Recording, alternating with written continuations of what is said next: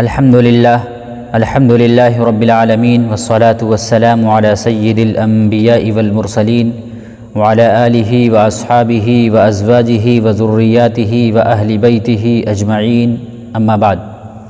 قال اللہ عز وجل فی القرآن المجید اعوذ باللہ من الشیطان الرجیم بسم اللہ الرحمن الرحیم یوم یفر المرء من اخیہ وامہ وابیہ وصاحبتہ وبنیہ لِكُلِّ امْرِئٍ مِّنْهُمْ يَوْمَئِذٍ شَأْنٌ يُغْنِيهِ صدق اللہ العظیم اللہم صلی علی محمد وعلی آل محمد كما صلیت علی ابراہیم وعلی آل ابراہیم انک حمید مجید اللہم بارک علی محمد وعلی آل محمد كما بارکت علی ابراہیم وعلی آل ابراہیم انک حمید مجید۔ میرے محترم بزرگوں اور دوستو، اللہ تبارک و تعالیٰ کا بے انتہا شکر ہے، احسان ہے کہ اس نے ہمیں اور آپ کو جمعے کی مناسبت سے اپنے پاک گھر میں جمع فرمایا اور کچھ کہنے اور سننے کی بھی توفیق عطا فرمائی۔ محترم بزرگوں اور دوستو، قیامت کا منظر بڑا ہی خطرناک منظر ہوگا کہ اس دن کسی کو کسی کی پرواہ نہ ہوگی۔ قرآن کریم میں اس کا تذکرہ کیا گیا ہے، یوم یفر المرء من اخیہ وَأُمِّهِ وَأَبِيهِ وَصَاحِبَتِهِ وَبَنِيهِ لِكُلِّ امْرِئٍ مِّنْهُمْ يَوْمَئِذٍ شَأْنٌ يُغْنِيهِ کہ اس دن آدمی اپنے بھائی سے بھاگے گا اور اپنے ماں باپ سے بھاگے گا اور اپنی بیوی بچوں سے بھاگے گا۔ ان میں سے ہر ایک کو اس دن اپنی ہی فکر پڑی ہوگی، اپنے بارے میں ہی فکر مند ہوں گے، دوسروں کا ان کو ہوش تک نہیں ہوگا۔ ہر ایک کو اپنی ہی فکر لاحق ہوگی، کوئی کسی کی تکلیف کا احساس نہیں کرے گا۔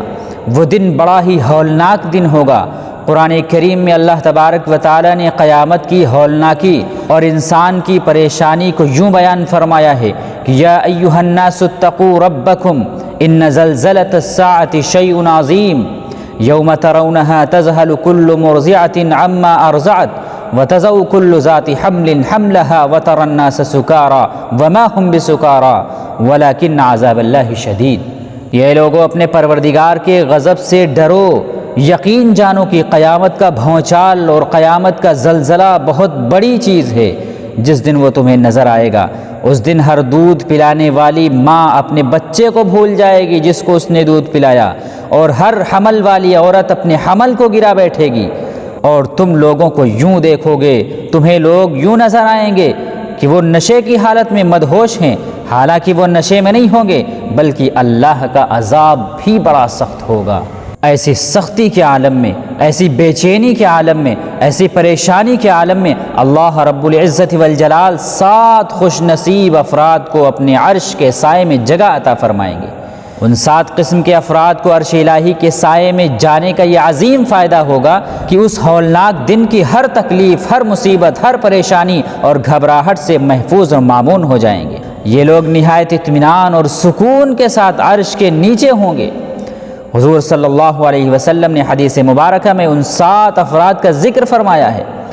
حضرت ابو ہریرہ رضی اللہ تعالیٰ عنہ فرماتے ہیں کہ نبی کریم صلی اللہ علیہ وسلم نے ارشاد فرمایا کہ 7 قسم کے آدمی ایسے ہیں جن کو اللہ تبارک و تعالیٰ اپنے عرش کا سایہ عطا فرمائیں گے جس دن اس سائے کے علاوہ کوئی سایہ نہ ہوگا۔ وہ 7 افراد کون سے ہیں؟ وہ 7 قسم کے لوگ کون سے ہیں؟ نمبر 1، عادل اور منصف حکمران، انصاف کرنے والا بادشاہ اور حاکم۔ دوسرا، وہ نوجوان جو اللہ کی عبادت میں پروان چڑھا ہو۔ تیسرا، وہ آدمی جس کا دل ہر وقت مسجد میں اٹکا رہتا ہو۔ اور چوتھا، وہ آدمی جو خالصتاً اللہ تعالیٰ کے لیے ایک دوسرے سے محبت کرتے ہوں، اللہ تعالیٰ کے لیے ملتے جلتے ہوں اور اللہ تعالیٰ ہی کے لیے جدا ہوتے ہوں۔ 5ویں، وہ آدمی جسے حسب نسب والی عورت، مالدار عورت، خوبصورت عورت گناہ کی طرف بلائے، گناہ کی دعوت دے اور یہ اس کی دعوت کو ٹھکراتے ہوئے کہہ دے کہ میں اللہ سے ڈرتا ہوں، مجھے اللہ کا خوف ہے۔ 6، وہ آدمی جو اس طرح چپکے سے صدقہ کرے کہ اس کے بائیں ہاتھ کو بھی خبر نہ ہو کہ دائیں ہاتھ نے کیا خرچ کیا ہے۔ اور 7ویں، وہ آدمی جو تنہائی میں اللہ کو یاد کرے، تنہائی میں اللہ کی ایسی عبادت کرے کہ اس کی آنکھوں سے آنسو بہہ پڑیں، آنسو جاری ہو جائیں۔ تو یہ 7 طرح کے لوگ ہوں گے جنہیں اللہ تبارک و تعالیٰ قیامت کے ہولناکی میں بھی سکون عطا فرمائیں گے، راحت عطا فرمائیں گے، اور انہیں عرش کا سایہ عطا فرمائیں گے جس دن اس سائے کے علاوہ کوئی سایہ نہ ہوگا۔ ان 7 آدمیوں میں ایک ہے الامام العادل، عادل بادشاہ، انصاف کرنے والا بادشاہ، یعنی وہ مسلمان بادشاہ جو اپنی دور حکومت میں عدل و انصاف سے کام لے، اپنے ذمے اپنی رعایا کے جو حقوق ہیں ان کو ایمانداری سے انجام دے، ان کے حقوق کو ادا کرے، ان کے حقوق کی ادائیگی میں کوتاہی نہ کرے، بلکہ انہیں اللہ کی اطاعت کی طرف بلاتا رہے اور اس کی نافرمانی سے بچاتا رہے، تو ایسے حاکم کو عرش کا سایہ نصیب ہوگا جس دن اس سائے کے علاوہ کوئی سایہ نہ ہوگا۔ عادل بادشاہ سے مراد ہر وہ شخص ہے جس کو اللہ نے کوئی مرتبہ دیا ہو، کوئی عہدہ دیا ہو، چاہے وہ عہدہ سرکاری ہو یا غیر سرکاری ہو، حتیٰ کہ والدین بھی حاکم ہیں، بادشاہ ہیں، اس لیے کہ ان کے گھر پر ان کی حکومت ہے۔ لہٰذا ان تمام افراد کی یہ ذمہ داری ہے کہ گھر میں اپنے ماتحتوں کے ساتھ عدل انصاف کا معاملہ کریں، انہیں نیکی کی طرف بلائیں، انہیں اللہ کی فرمانبرداری کی طرف بلائیں۔ لہٰذا عادل بادشاہ ہونا باعث فضیلت اور باعث رحمت ہے، اور ہر شخص یہ فضیلت حاصل کر سکتا ہے، چاہے وہ مرد ہو چاہے وہ عورت ہو۔ تاریخ اسلام میں بڑے بڑے عادل بادشاہ گزرے۔ حضرت عمر فاروق رضی اللہ تعالیٰ عنہ جو کہ تقریباً آدھی دنیا پر حکومت کرتے تھے، امیر المؤمنین اور خلیفۃ المسلمین کہلاتے تھے، ایک مرتبہ باہر کسی ملک سے ایک شخص ملنے کے لیے آیا۔ اس کے ذہن میں یہ بات تھی کہ میں ایسے حاکم سے ملنے جا رہا ہوں جو آدھی دنیا کا بادشاہ اور حاکم ہے، اس لیے اس کی شان و شوکت نرالی ہوگی، ممکن ہے کہ ان سے نہ ملنے دیا جائے۔ جبکہ اس کے خیالات کے برعکس یہاں پر تو سادگی اور فنائیت کا عالم تھا کہ نہ کوئی حفاظت کا انتظام تھا، نہ ہی کوئی امتیازی شان تھی۔ وہ شخص حضرت عمر رضی اللہ تعالیٰ عنہ کے پاس پہنچ گیا، مگر ان کی سادگی کی وجہ سے پہچان نہ سکا۔ لوگوں سے پوچھا کہ تمہارے امیر المؤمنین اور خلیفۃ المسلمین حضرت عمر کون سے ہیں اور کہاں ہیں؟ اس کی وجہ یہی تھی کہ حضرت عمر رضی اللہ تعالیٰ عنہ اور دیگر تمام صحابہ کرام حضور صلی اللہ علیہ وسلم کے نقش قدم پر تھے، اور حضور صلی اللہ علیہ وسلم کی بھی یہی شان تھی کہ باہر سے کوئی بھی اجنبی شخص آ کر پوچھتا تھا کہ ایکم محمد، محمد کون ہے صلی اللہ علیہ وسلم۔ بہرحال اس شخص کے پوچھنے پر اسے اشارتاً بتایا گیا کہ یہ ہیں جن کو آپ پوچھ رہے ہیں۔ اس وقت حضرت عمر رضی اللہ تعالیٰ عنہ ایک اینٹ کو تکیہ بنا کر سو رہے تھے، اور حفاظت کی غرض سے کسی چوکیدار یا گارڈ کا وہاں انتظام نہیں تھا۔ وہ شخص یہ دیکھ کر حیران ہو گیا کہ آدھی دنیا پر حکمرانی کرنے والے حضرت عمر یہ ہیں جن سے قیصر و کسریٰ کے ایوان تھر تھراتے ہیں اور ان کی راتوں کی نیندیں اڑ جاتی ہیں۔ واقعی اگر ایسے ہیں یہ تو پھر ان سے ڈرنا ہی چاہیے، ان سے ڈرنا برحق ہے کہ نہ کوئی چوکیدار ہے، نہ ہی دیگر کسی قسم کی حفاظت کو کے انتظام ہے، جبکہ ہمارے بادشاہوں کا تو یہ حال ہے کہ وہ عیاش ہیں، وہ محلات میں آرام کرتے ہیں۔ اصل بات یہ ہے کہ ہمارے حکمران ظالم ہیں، غاصب ہیں، متکبر ہیں اور عیاش ہیں، اس لیے انہیں چھپ کر رہنا پڑتا ہے، جبکہ یہ عادل اور منصف بادشاہ ہیں، اللہ تعالیٰ کے فرما بردار ہیں، اس لیے انہیں اللہ تعالیٰ کے سوا کسی کی حفاظت کی ضرورت نہیں ہے۔ تو جب انصاف کرنے والے بادشاہ ہوتے ہیں، انصاف کرنے والا حاکم ہوتا ہے، یہ عادلانہ نظام حکومت اسی وقت وجود میں آ سکتی ہے جب کہ حاکم عادل ہو، منصف ہو، انصاف کرنے والا ہو، اور جب حاکم ظالم ہو تو رعایا میں بے چینی اور جان و مال کے تحفظ کا نام و نشان مٹ جاتا ہے۔ تو یہ عادل بادشاہ تھے، انصاف کرنے والے بادشاہ تھے، انصاف کرنے والے حاکم تھے۔ تو اللہ تبارک و تعالیٰ قیامت میں ایسے لوگوں کو اپنے عرش کا سایہ عطا فرمائیں گے جو انصاف کرنے والے حاکم و انصاف کرنے والے بادشاہ ہوں گے۔ اور دوسرا شخص ورجل شاب نشأ فی عبادت اللہ، وہ نوجوان جو اللہ کی عبادت میں پروان چڑھا ہو، یعنی وہ نوجوان جس نے اپنی جوانی اللہ کی اطاعت و فرمانبرداری میں گزاری ہو، گناہوں کی گندگی سے اپنے آپ کو بچایا ہو۔ اس لیے کہ جوانی اللہ کی اطاعت میں گزارنا بڑے کمال کی بات ہے، کیونکہ عام طور پر جوانی مرد کی ہو یا عورت کی، گناہوں میں، فسق و فجور میں، عیاشی میں اور اللہ کی نافرمانی میں گزر ہی جاتی ہے۔ تو جس نے جوانی میں اللہ کو راضی کر لیا، عرش کا سایہ نصیب ہوگا۔ قیامت کے ہولناک دن میں عرش الہی کے سائے تلے آنے والا تیسرا خوش نصیب وہ ہوگا رجل قلبہ معلق فی المساجد، وہ آدمی جس کا دل ہر وقت مسجد میں اٹکا رہتا ہو، یعنی اس کے دل میں مسجد کی حاضری کا شوق بھرا ہوا ہو، تفریح گاہ میں ہو، بازار میں ہو، کسی مجلس و محفل میں شریک ہو، جو ہی نماز کا وقت ہوا فوراً سب کچھ چھوڑ چھاڑ کر سیدھے مسجد میں پہنچ جاتا ہے، تو ایسے شخص کو اللہ تبارک و تعالی عرش کا سایہ عطا فرمائیں گے۔ اس کا مطلب یہ ہرگز نہیں ہے کہ ہر وقت مسجد ہی میں بیٹھا رہتا ہو،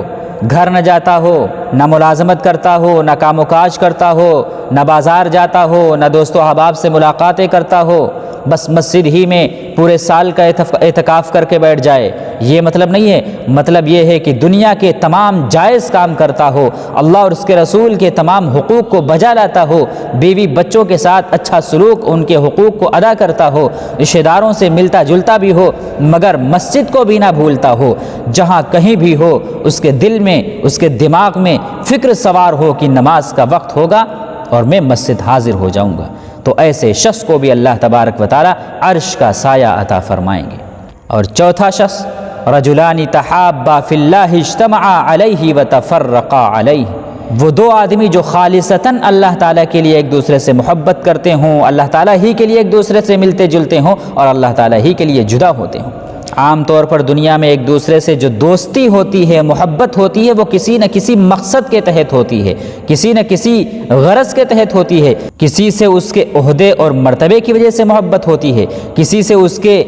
مال کی وجہ سے محبت ہوتی ہے، کسی سے اس کی خوبصورتی کی وجہ سے محبت ہوتی ہے، کسی سے اس کی طاقت کی وجہ سے محبت ہوتی ہے۔ بہرحال دنیا میں نہ جانے کن کن وجہوں سے دوستیاں اور محبتیں ہوتی ہیں جو ناپائیدار ہیں، کھوکھلی ہیں۔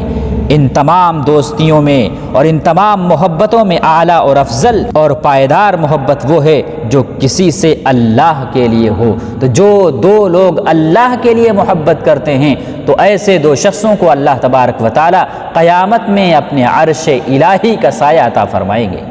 اور پانچواں خوش نصیب جسے عرش الہی کا سایہ نصیب ہوگا، وَرَجُلٌ دَعَتْهُ امْرَأَةٌ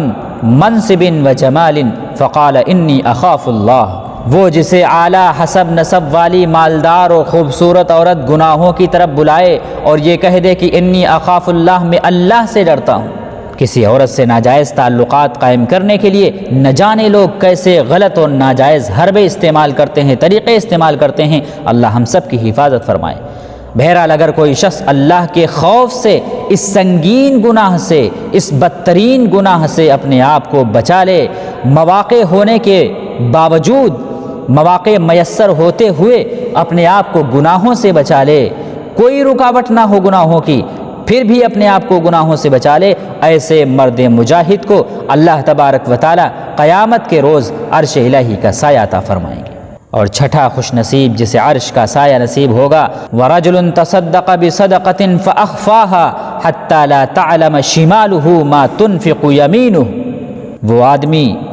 جو اس طرح چپکے سے صدقہ کرے کہ اس کے بائیں ہاتھ کو بھی خبر نہ لگے کہ دائیں ہاتھ نے کیا خرچ کیا ہے۔ اس طرح صدقہ کرنا کہ بائیں ہاتھ تک کو خبر نہ ہو، یہ ایک محاورہ ہے جو بولا جاتا ہے۔ مطلب یہ ہے کہ وہ شخص اخلاص کے ساتھ محض اللہ کی رضا کے لیے صدقہ کرے، ریا، نمود، دکھلاوا، شہرت نہ ہو، دکھلاوے کے لیے صدقہ نہ کرے، شہرت کے لیے صدقہ نہ کرے، نام و نمود کے لیے صدقہ نہ کرے، صرف اور صرف اللہ کے لیے اخلاص کے ساتھ صدقہ کرے، تو ایسے شخص کو قیامت میں عرش الہی کا سایہ نصیب ہوگا۔ اور ساتواں خوش نصیب شخص وہ ہے جسے عرش الہی کا سایہ نصیب ہوگا، رجل ذکر اللہ خالیا ففاضت عیناہ، وہ آدمی جو تنہائی میں اللہ کو یاد کرے کہ آنکھوں سے آنسو بہہ پڑیں۔ اللہ تعالیٰ کے یہاں آنسوؤں کی بڑی قدر و قیمت ہے۔